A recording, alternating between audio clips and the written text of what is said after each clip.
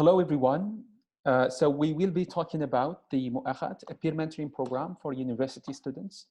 So after immigrating to Al-Madinah, the first thing the Prophet, peace and blessing be upon him, did was require Mouakhat, brothering between Al-Muhajirin, the new immigrants who were persecuted in Mecca, and Al-Ansar, the inhabitants in Medina. So everyone from Al-Ansar was asked to take a brother or a sister and help her or him out succeed in the new environment.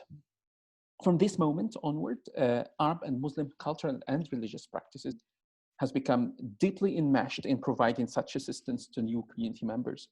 Indeed, the emerging goal of many Middle Eastern and North African nations to provide access to university education might be seen as a result of such beliefs, an attempt to support the next generation in their journey to becoming effective community members. This is certainly the case in Algeria, where access to education is free or of little cost. Yet the practice of actual colleges towards their new students have often failed to enact such support. Too often, new students are not provided with institutional programs required to succeed in the new land, that is the university. Situated between cultural beliefs and institutional practices, the Mouakhat peer mentoring program is an effort to respond to the actual needs of new students who are often unfamiliar with traditional practices of college. Here we are defining mentoring as providing support and advice for novice students who do not understand the cultural expectations of professors, the rigor of college work, the benefits of academic advising, and the network of resources and possibilities a college might offer beyond graduation. Beyond this specific transfer of skills, the Mouakhat project also intends to promote an altruistic character, a cooperative sense of community, and a civic commitment towards others. While the benefit of such a program for students is clear, we would also argue that such mentoring program enables faculty and administrators to gain a better understanding of the needs of their students. Such programs, that is, provide data which can enable colleges to identify causes for students' failure, allowing the institutions to respond and improve to students' success. Through mentorship, then we argue the leadership and effectiveness of both students as well as college leadership develop. The Mouakhat project attempts to instill traditional Arab and Muslim values into our modern institutions of higher education. In effect, imagining students as immigrants to whom we have communal responsibility of care and concern. So our Mouakhat project emerged from an ongoing partnership between the University of Virginia and the Higher Normal School of Lagwa, that is the teacher education institute that prepares teachers, which was focused on enabling students to succeed in college while also fostering commitment to civic society. Over the past 3 years, we have collaborated on creating courses which linked students to entry-level coursework at University of Virginia with the students of English in education courses at the Teacher Education Institute. In both situations, these students' population were in the midst of a transition into college, into teaching careers, etc. This posed fundamental questions about the civic and ethical values students would bring into these new contexts.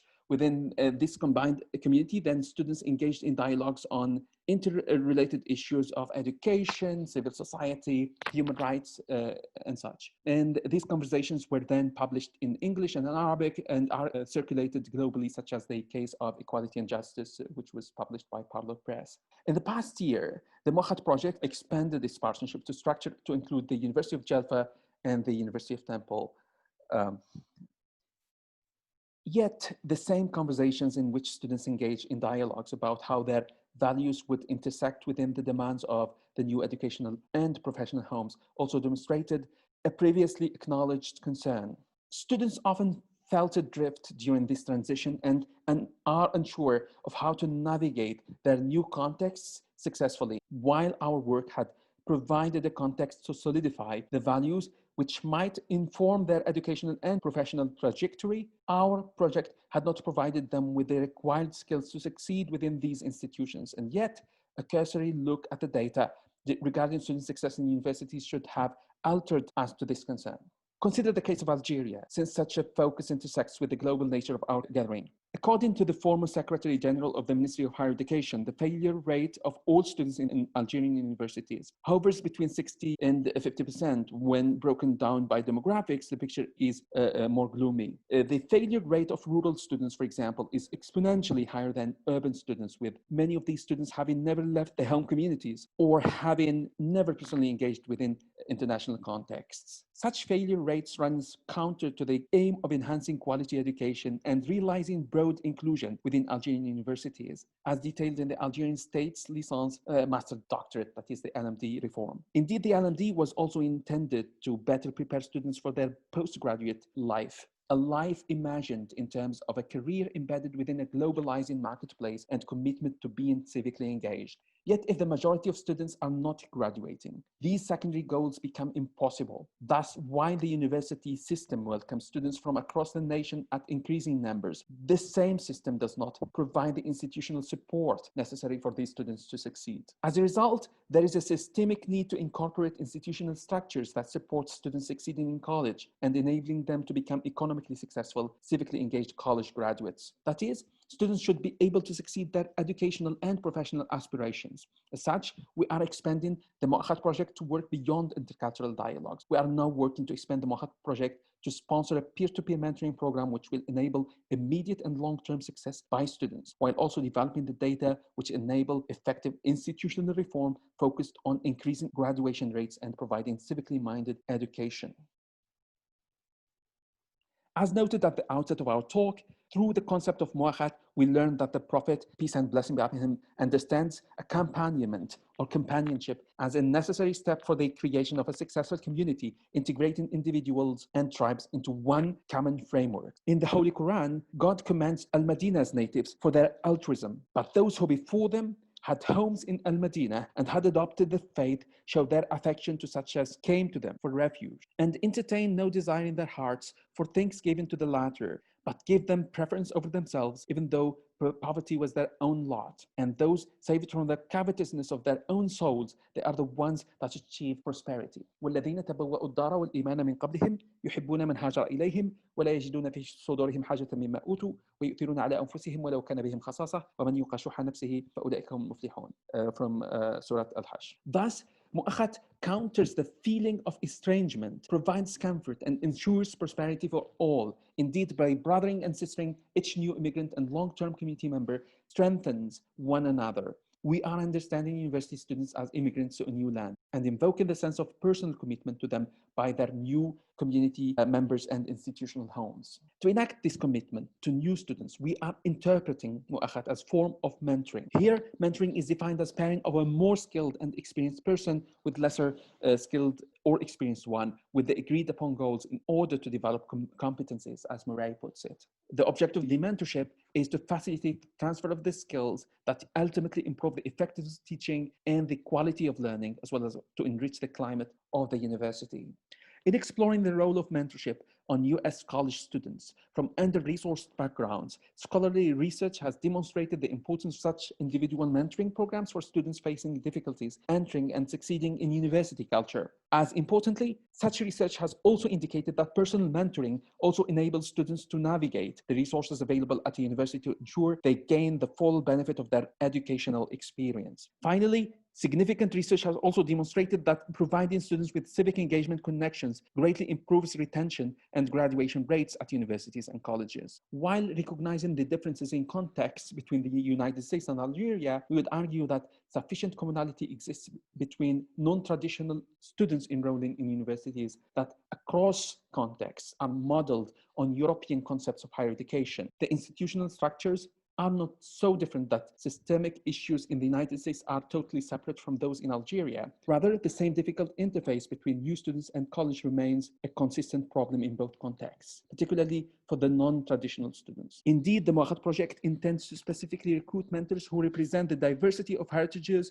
regions from which the students encountering the greatest difficulty originate. It is the common cultural framework integrated into research-based practices, we believe, will enable non-traditional students to make the transition to the university context, which is seemingly so radically different from their secondary education. We'll have to note that criteria for mentor selection will also include solid academic records, extracurricular achievement, civic engagement, good communication skills, problem commitment to extension projects, etc. To be more specific, the Mouakhat project will provide training for mentors on acclimatizing to university culture, gaining academic skills, establishing career goals, and understanding local and national and transnational civic engagement. Embedded within these sessions will also be implicit skills such as the communication, problem solving, study skills, time management, reflective listening, and different learning styles. At the conclusion of these sessions, the Mouakhat project mentors will be expected to provide similar training for the four assigned mentees. Subsequent workshops on skills such as academic research will be attended by both the mentors and mentees,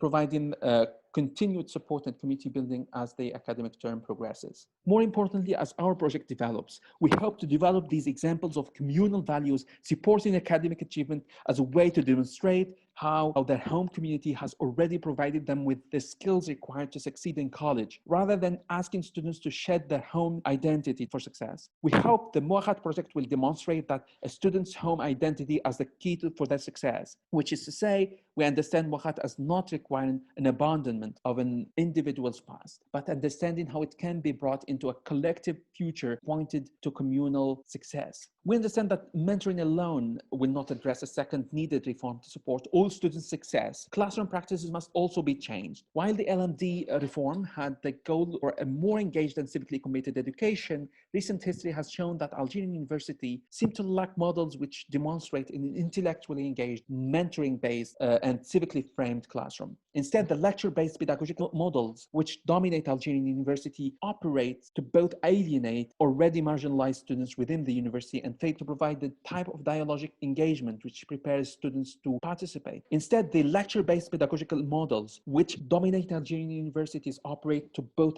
alienate already marginalized students within the university and fail to provide the type of dialogic engagement which prepares students to participate in a civic environment with increasingly global networks. Indeed, such pedagogical models fail to provide the background skills which are necessary for college success, since they assume students' ability to navigate the knowledge and disciplinary context within the university, as well as how to seek assistance within the university. And we would argue lecture-based classes too often frame intellectual success in opposition to the values and skills non-traditional students might bring into the classroom, which is to say, within an academic lecture of sociology of rural life, for example, the knowledge of actual rural students is too often ignored or discounted. Here again, we find it useful to suggest pedagogical frameworks emerging out of civic engagement practices within the United States. Specifically, we would point to scholarly research on literacy, which the term connotes more than just simple reading or writing skills. Instead, here literacy comes to mean the ways in which particular communities frame